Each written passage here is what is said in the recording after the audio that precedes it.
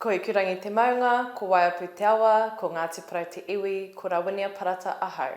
Kia ora, my name is Rawinia Parata, I live in Ruatoria. I'm of Ngāti Parau and Ngaitahu descent. I am a mother of 3 and I work in Māori development, I do community development, and I'm really passionate about the plight of rural Māori and Te Tairāwhiti. First of all, we're going to start off with some quick fire questions, and that's just so we can get to know you a little bit more. What do you like, summer or winter? I love winter, personally. I love the heat, you know, the fire, the warm kai. And who cooks at your household? Mostly me, but my husband is an excellent cook. If you could write a book about something, what would that book be about? If I could write a book, it would be a creative non-fiction version of all of our Ngāti Parau stories. Footy or rugby? Rugby, completely.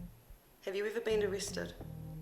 No, I haven't been arrested, although I was wagging once and got pulled in by the police. That was the last time I ever wagged school. What is your hidden talent? Not necessarily a hidden talent, but I'm a writer. If you could do any job in the world, what would that job be? I currently do it. I work for my community, I work for Te Iwi Māori, I work for Māori and Te Tairāwhiti, and I love it every single day. What was the last thing you binge watched? Bridgerton. I watched Bridgerton and it was excellent. If you could wave a magic wand and change one thing in the region, what would that one thing be? If I could wave a magic wand and change one thing, it would really be about addressing inequity, and I mean that in terms of access to services, particularly for coast whānau. At the moment, there's a real gap in our ability to access basic human rights services. Tell me why you're running for council. I'm running for council because I believe in representation. I think it's a huge opportunity to have the Māori wards, and I want to be part of the solution. I want to be able to sit at council table and advocate for the issues that affect Māori and Te Tairāwhiti. What's the issue that's most important to you personally? There are many issues in Te Tairāwhiti. One of the most important for me is the housing crisis in Te Tairāwhiti.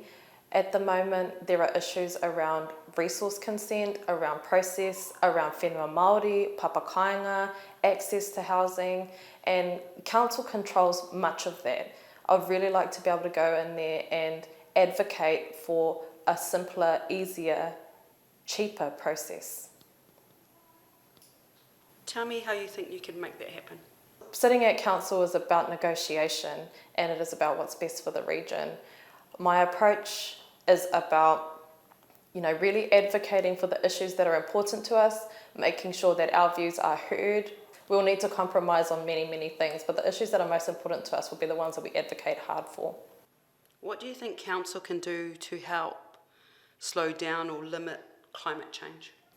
I don't think actually council is responsible for everything, particularly climate change. I think that programs around parakore, being mindful of our waste, being mindful of carbon emissions, all of those things are really important. Planning around civil defence is important. Having advocates in every single community is important. Engaging with communities, with our hapu, with our marae.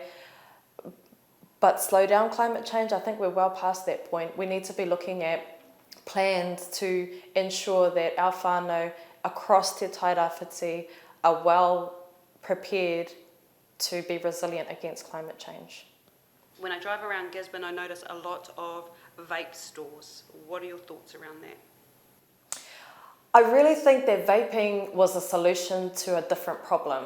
Smoking was a huge problem for Aotearoa Whānui and for Te Tairāwhiti, and vaping solved that solution.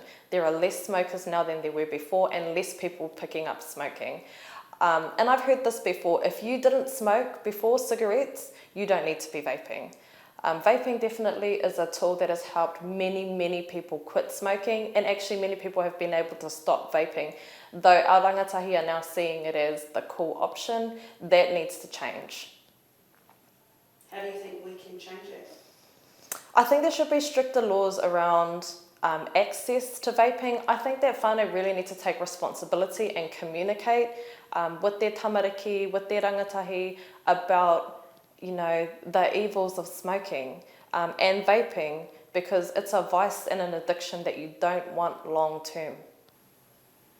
You're from Rawatoria, so you obviously will have to travel, and you notice with the roading. Tell me your thoughts around roading and how can we fix this?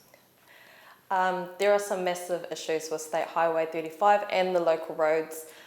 My partner is part of a really excellent roading crew. I have a cousin who runs a traffic management crew, so I really understand the issues that are facing State Highway 35, and actually that's one of the inequities that are causing real strife for coast whānau. It limits our ability to access services. I'm not sure entirely what the solutions are. I know that we need more funding. I know that we need to stop looking at band-aid solutions. I know that we need to make it a priority as a region. And I think that council could influence this space more.